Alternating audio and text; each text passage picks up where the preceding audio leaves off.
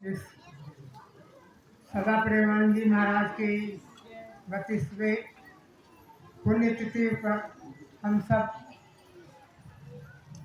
एकत्रित हैं।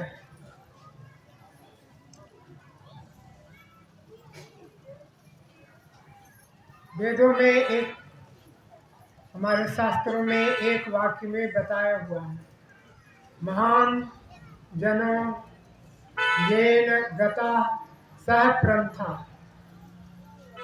महान लोग जो मार्ग बताए हैं, जिस रास्ते से जीवन को अपनाए हैं, वह हमारे लिए मार्गदर्शक है, वह हमारे लिए रास्ता है।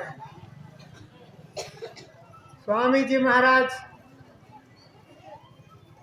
को मैं 4-5 बार मिला हूँ।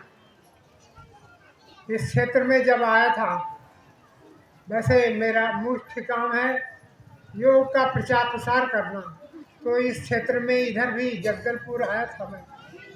तो उस समय यह करीब 85 की बात है। स्वामी जी महाराज को 2 बार 3 बार लखनऊ बाबा के रूप में देखा हूँ, उनका सानिध्य मिला है, और 2 बार सदा प्रेमानंद जी के रूप में उनका सानिध्य प्राप्त हुआ है। तो उनका संस्मरण, स्वामी जी बहुत बड़े तपस्वी थे, साथ ही साथ मिलनसार थे। एक साधु लोगों के लिए, जहाँ पर साधु लोग जहाँ रहते हैं वहाँ पर दूसरा साधु भी जाता है। तो यहाँ पर हमारे यहाँ जगदलपुर में एक बड़े अधिकारी थे, उनके साथ वो आया था मैं यहाँ।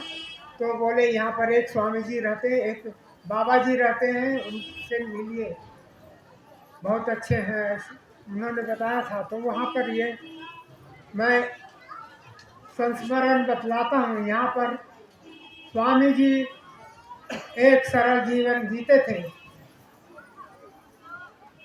स्वामी जी के पास नौकरी थी, घर परिवार में जमीन जायदाद भी थी, और गृहस्थ होते हुए भी उनके मन में भगवान को पाने की एक लालसा जगी। उनके जीवन में ही नहीं, जब किसी भी व्यक्ति के जीवन में जब यह जिज्ञासा जगती है, तभी समझो हमारा जीवन धन्य हुआ। तो स्वामी जी किसी का त्याग नहीं किए, लेकिन श्रेय को प्राप्त करने के लिए प्रेम मार्ग को छोड़े हैं।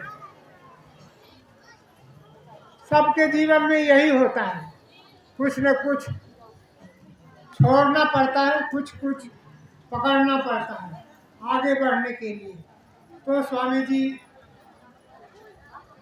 अपना परिवार छोड़कर यहाँ पर रहते थे, पास ही घर है, लेकिन स्वामी जी तपस्या का जीवन जिए।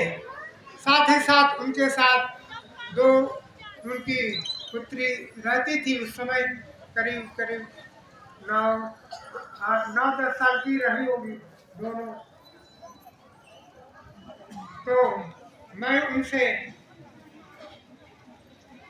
उनके पास आया था, देखा यहाँ पर उस समय भी शुरू हुआ था गुरुकुल। तो एक मिट्टी का यहाँ पर एक भवन था, छोटा सा कमरा था, तो उसमें रहते थे और वहाँ पर भोजन बनाते थे, गुरुकुल भी चलाते थे।